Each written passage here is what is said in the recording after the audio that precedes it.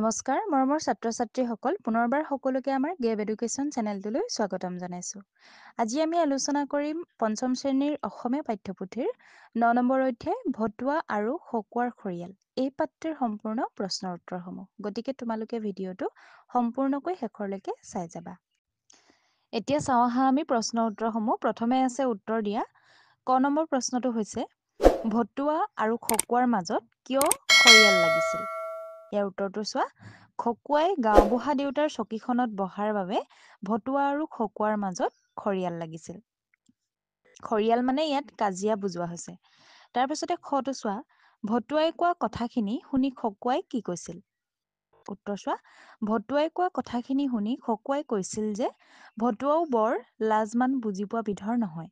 গৰাকীৰ ঘৰতে মাছে মঙহে উদৰ পূৰাই খোৱাৰ পাছতো বিয়া সবাহৰ গোন্ধ পালেই চোৱাপাত চেলেকিবলৈ লৰ মাৰে। এইবুলি কৈছিলে। গ নম্বৰটো চোৱা। লোকৰ চৰুৰ ভজা মাছ চুৰি কৰি মুখ ঠেকেচা খাওঁতে যাৰ জনম গ'ল তাৰ মুখত এতিয়া বৰ বৰ কথা। ৰবি আজি তোক মই এসেকা দিহে এৰিম। এই কথাষাৰ কোনে কাক কৈছিলে? উক্ত কথাষাৰ ভতুৱাই খকুৱাক কৈছিলে।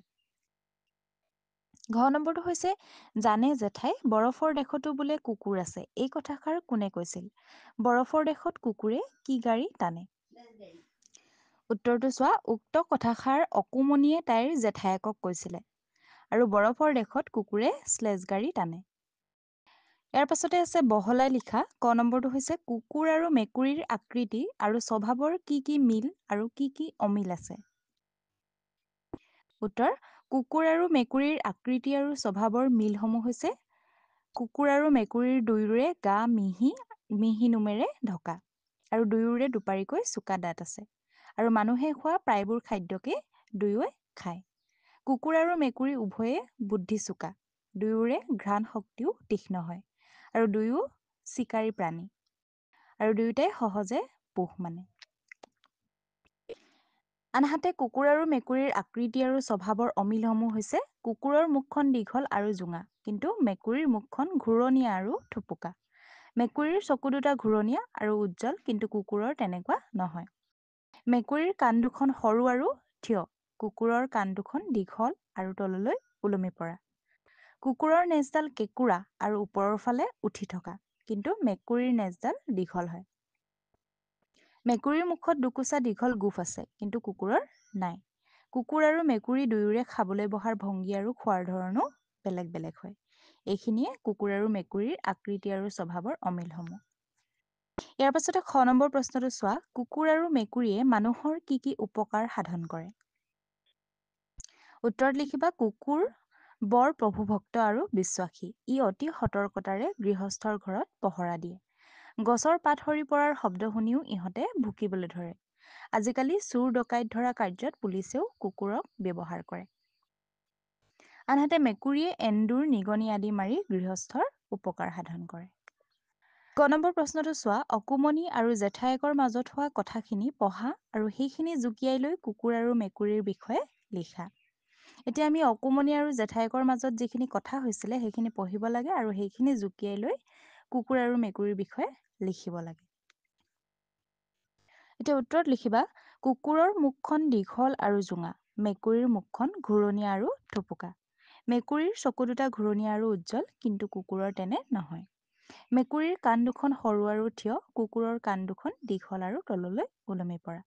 কুকুৰৰ নেজডাল কেঁকুৰা আৰু ওপৰৰ ফালে উঠি থকা কিন্তু মেকুৰীৰ নেজডাল দীঘল আৰু মেকুৰীৰ মুখত দুকোছা দীঘল গোফ থাকে কিন্তু কুকুৰৰ নাথাকে আৰু কুকুৰ আৰু মেকুৰী দুয়োৰে খাবলৈ বহাৰ ভংগী আৰু খোৱাৰ ধৰণো বেলেগ বেলেগ হয় আৰু দুয়োৰে গা মিহি নোমেৰে ঢকা, দুয়োৰে দুপাৰিকৈ চোকা দাঁত আছে, মানুহে খোৱা প্ৰায়বোৰ খাদ্যকে দুয়োৱে খায় আৰু দুয়োটাই চিকাৰী প্ৰাণী। তলত দিয়া শব্দবোৰৰ অৰ্থ অভিধান বা শব্দ সম্ভাৰৰ পৰা জানি লৈ বহীত লিখা। আমি শব্দ অৰ্থ লিখিব লাগে। গতিকে প্ৰথমটো হৈছে উদৰ। উদৰ মানে হৈছে পেট। চোৱাপাত মানে হৈছে চৰু কেৰাহী। এহেকা মানে হেকা দিয়া। বিষম মানে হৈছে অসমান বা কঠোৰ, বেয়া। উভয়ে মানে হৈছে সকলোকে। আকৃতি মানে হৈছে থুপুকা। তীক্ষ্ণ মানে হৈছে চোকা। চোকা মানে হৈছে ধাৰ থকা বা বৰ পাৰ্গত আৰু মানে হৈছে অলপ গৰম বা তপত বা সামান্য তাপ বা গৃহস্থ মানে হৈছে ঘৰৰ গৰাকী। এতিয়া তাৰ পাছৰ প্ৰশ্নটো চোৱা, শব্দত থকা যুক্তাক্ষৰকেইটা ভাঙি দেখুওৱা আৰু সেই যুক্তাক্ষৰটো ব্যৱহাৰ কৰি দুটাকৈ শব্দ গঠন কৰা। এতিয়া উদাহৰণত এটা দিয়া আছে গৃহস্থ, ইয়াত দন্ত্য হৰ্থ এস্থ, দন্ত্য স যোগ থ। ইয়াৰ পৰা যদি আমি শব্দ আকৌ লিখো তেতিয়া হ'ব স্থল বা বাসস্থান। তাৰ পাছতো হৈছে গোন্ধ, ইয়াত দন্ত্য নয়ধ আছে, দন্ত্য ন যোগ ধ, অন্ধ ৰান্ধনি। অন্ত্ৰ, দন্ত্য নয়তো এন্ত্ৰ, দন্ত্য ন যোগ ত যোগ ৰ, নয়তো এন্ত্ৰ। স্বতন্ত্ৰ, নিয়ন্ত্ৰণ। বুদ্ধি, এইটো দৈধ্য, দন্ত্য দ যোগ ধ, দৈধ্য। বুদ্ধ, বৃদ্ধ, বৃদ্ধি এইসমূহ লিখিব পাৰা। তাৰপিছত চোৱা বিশ্বাসী, ইয়াত তালব্য শৈবস্যৱ, তালব্য স যোগ প, বিশ্ব বিশ্বাস। তাৰপিছত আছে শব্দ বৈদব্য, গতিকে ব যোগ দ বৈদব্য। ইয়াত জব্দ, শতাব্দ। জন্তু, দন্ত্য নয়তো আনটো, দন্ত্য ন যোগ ত যোগ উ, নয়তই আনটো, কিন্তু। এতিয়া চাওঁ আহা তাৰ পিছৰ প্ৰশ্নটো, ইয়াত দিছে তলত দিয়া শব্দবোৰেৰে একোটাকৈ বাক্য ৰচনা কৰা। আমি তলৰ শব্দবোৰেৰে বাক্য ৰচনা কৰিব লাগে। এতিয়া প্ৰথমটো হৈছে তত হেৰাই, তাৰপিছতো জকি উঠিল, লেও হেও, চপচপাই, বাটে পথে, বন্ধু বান্ধৱী আৰু ডাঙৰ দীঘল। এতিয়া এইকেইটাৰ বাক্য ৰচনা মই কৰি দিছোঁ, তোমালোকে নিজে নিজেও চেষ্টা কৰিবা। তাৰ পাছৰ প্ৰশ্নটো চোৱা, পাঠটোত তোমালোকে অকুমনি নামৰ ল'ৰা এজনৰ বিষয়ে পাইছা। অকুমনি নগৰত বাস কৰে বাবে তেওঁক নগৰীয়া বুলি কৈছে। সেইদৰে আমি তেনেকুৱা অনেক শব্দ পাওঁ। তেনে শব্দসমূহ লিখোৱা আহা। এতিয়া গাঁৱত থাকে যি, তেওঁ গাঁৱলীয়া। বনত থাকে যি, বনৰীয়া। পোহ মানে যি, পোহনীয়া। ঘৰত ৰাখি পোহে যাক, সেয়া হৈছে ঘৰচীয়া। বেছিকৈ ভাত খাই যি, ভতুৱা। পেট যাৰ ডাঙৰ, পেতুলা। এলাহ কৰে যি, এলেহুৱা। খক আছে যাৰ, খকুৱা। চাৰি ঠেং আছে যাৰ, চাৰিঠেঙীয়া। গাঁৱৰ মুখিয়ালজন, তেওঁ হৈছে গাঁওবুঢ়া। এতিয়া তাৰ পিছৰ প্ৰশ্নটো চোৱা, তলৰ দফাটো পঢ়া আৰু যতিচিহ্ন বহুৱা। তলৰ দফাটোত আমি যতিচিহ্ন বহাব লাগে। এতিয়া খকুৱাৰ কথা তত হেৰুৱাই ভতুৱা জকি উঠিল, ইয়াত দাৰি দিবা। লোকৰ চৰুৰ ভজা মাছ চুৰি কৰি মুখ থেকেচা খাওঁতে যাৰ জনম গ'ল, ইয়াত কমা। তাৰ মুখত এতিয়া বৰ বৰ কথা, ইয়াত আকৌ দাৰি ৰবি, ইয়াতো কমা। আজি তোক মই এহেকা দি হেৰিম, ইয়াত আকৌ আমি দাৰি দিব লাগিব। ইয়াত দিছে উদাহৰণত দিয়াৰ দৰে শব্দ গঠন কৰি লিখোৱা আহা। এতিয়া তোমালোকৰ উদাহৰণত এটা এটা শব্দ লিখা আছে। ৰোৱাটো লগাই মৰুৱা, আৰু এইফালে আছে টোৱাটো লগাই ভতুৱা।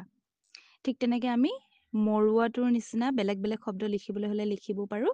পৰুৱা, গোবৰুৱা, লৰুৱা, ধৰুৱা। তাৰপিছত ভতুৱাটোৰ লগত মিলা হৈছে কটুৱা, খটুৱা, ঘটুৱা বা ফটুৱা। ইয়াৰ পিছৰ প্ৰশ্নটো চোৱা, তলৰ শব্দবোৰৰ প্ৰতিশব্দ লিখা। আমি এতিয়া সমাৰ্থক শব্দ লিখিব লাগে। ঘৰৰ সমাৰ্থক শব্দ হৈছে, প্ৰতিশব্দ হৈছে গৃহ, আলয়, বাসস্থান। পৃথিৱী, পৃথিৱী হ'লে ধৰণী, ধৰা বা ধৰিত্ৰী। ঘূৰণীয়া হ'লে গোল, বৃত্ত বা গোলাকৃতি। শেষ হ'লে সমাপ্ত বা অন্ত। বিষাদ, দুখ, বেদনা, আনন্দ হ'লে হৰ্ষ বা ফূৰ্তি। এইসমূহে সমাৰ্থক শব্দ। তাৰ পাছৰ প্ৰশ্নটো চোৱা, তলত দিয়া সম্বন্ধবোৰৰ বাবে আমি আৰু কি কি শব্দ ব্যৱহাৰ কৰোঁ কাষৰ খালী ঠাইত লিখা। এতিয়া প্ৰথমটো হৈছে দেউতাৰ ককায়েকক, দেউতাৰ ককায়েকক বৰদেউতা, আৰু আমি বৰ্তা বুলিও ক'ব পাৰোঁ। আৰু তোমালোকে কি কি কোৱা ইয়াত তোমালোকে উল্লেখ কৰিব পাৰিবা। তাৰপিছতে বৰদেউতাৰ ঘৈণীয়েকক, তেখেতক আমি বৰমা, কিছুমানে বব বুলি কয়। দেউতাৰ ভায়েক খুৰা বা খুৰাদেউ, দদাইদেউ। খুৰাৰ ঘৈণীয়েকক খুৰী বা খুৰীদেউ। দেউতাৰ বায়েকক জেঠাই, জেঠীমা, আৰু কিছুমানে আপা বুলিও কয়।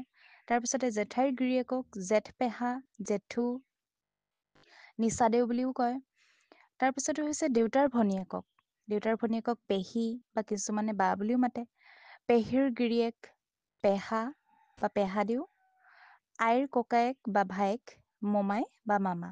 মোমাইৰ ঘৈণীয়েকক মামী, আইৰ ভনীয়েকক মাহী, মাহীৰ গিৰিয়েকক মহা বা মহাদেউ।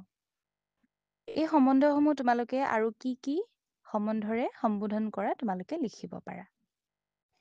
গতিকে এইখিনিয়ে আছিল তোমালোকৰ আজিৰ অধ্যায়টোৰ প্ৰশ্নৰ উত্তৰসমূহ।